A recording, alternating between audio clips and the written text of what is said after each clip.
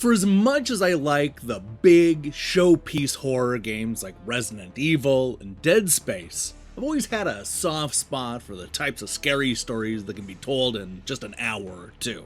This is just one of the reasons why I was so excited to play Seduction Amongst Fate, which first hit computers last year but just recently got ported to modern consoles thanks to EastAsiaSoft.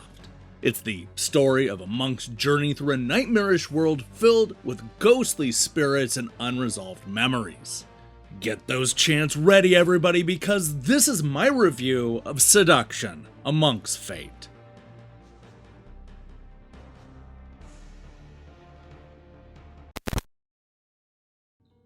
Deep in the mountains lays Nanyi Temple, a peaceful refuge for those in need.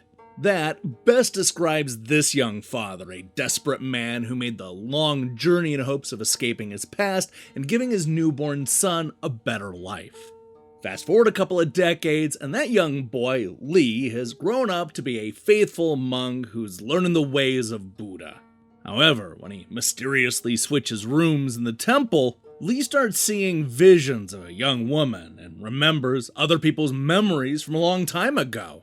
If that wasn't freaky enough, the young monk enters a nightmare world filled with ghosts, spirits, and demonic creatures living at the bottom of the well.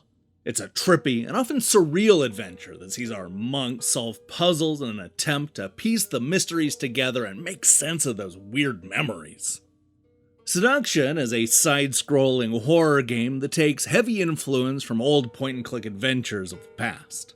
No matter where the nightmare world takes you, the goal is always to pick up important items and then use them to solve the puzzles that'll open up the next part of the game. Thankfully, you won't need to combine any of the items, and the puzzle solutions, well, they're not as obtuse as many point-and-clickers that you may have played in the past. But you will end up spending most of your time exploring the small levels, searching for items that can add to the inventory. Now, when you're not hunting down things to pick up, you'll be avoiding the ghoulish characters in this nightmarish world.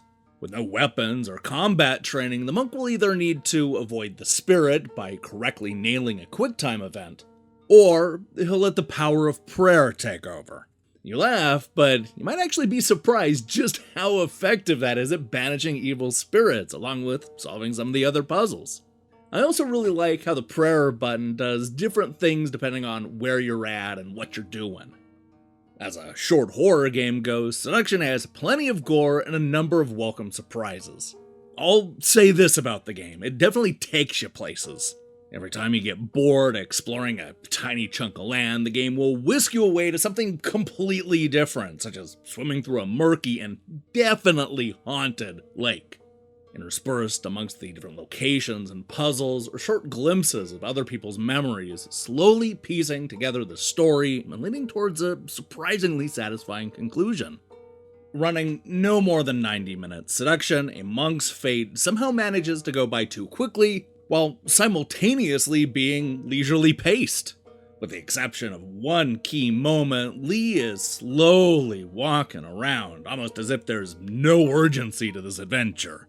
This can make exploring some of the bigger stages, such as a haunted temple, feel like a real slog, especially when there's just so much backtracking.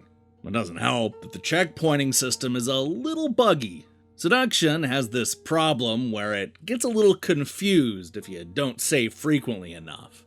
I ran into this problem early on where, even though I would trigger the checkpoint, I'd constantly end up starting over from the very beginning for some reason. The good news is that this only happened with the first few checkpoints, but there were times when it felt like the progress wasn't being saved correctly. On the other hand, considering how short the game is, it won't take long to replay those moments and just catch back up. Visually, there's a lot to like about Seduction. I like the wonderfully haunting, hand-drawn locations and appreciate the way they frame the cinemas and story elements. There are a lot of these moments where you're seeing everything through silhouettes, while other times the cutscenes will resemble something out of a classic film noir. Sure, you can tell that this is a small game made on a small budget, but I appreciate the unique look and the large variety of hellish locations. I just wish that the story was as compelling as the art design. Don't get me wrong, Seduction has a solid setup and the final act is definitely satisfying. but everything in the middle meanders and is mostly predictable. It's also clunkily translated, giving us lengthy conversations that never sound natural. I found myself caring a lot more about the horror-themed world and monsters than the memories and mystery. And even though the ending is handled extremely well, there's a good chance that you're gonna guess what's going on within the first few minutes or so. On the other hand, as far as games about monks traveling to nightmarish worlds and defeating evil spirits through prayer go, Seduction, A Monk's Fate, is one of the best.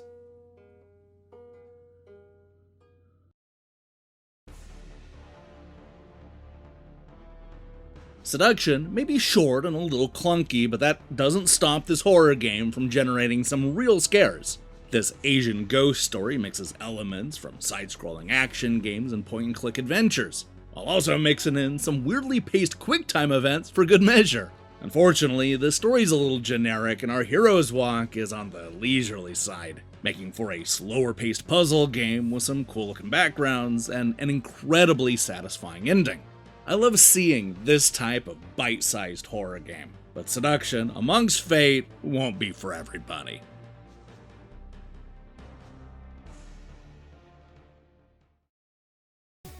Hey, thanks for watching our review. If you liked what you saw here, then you should know that we post new reviews and features almost every day. Now, here's the question I have for you. What is your favorite underrated horror game? I'm talking about something that's a little under the radar, not, Resident Evil 4. I can't wait to see your picks in the comments below.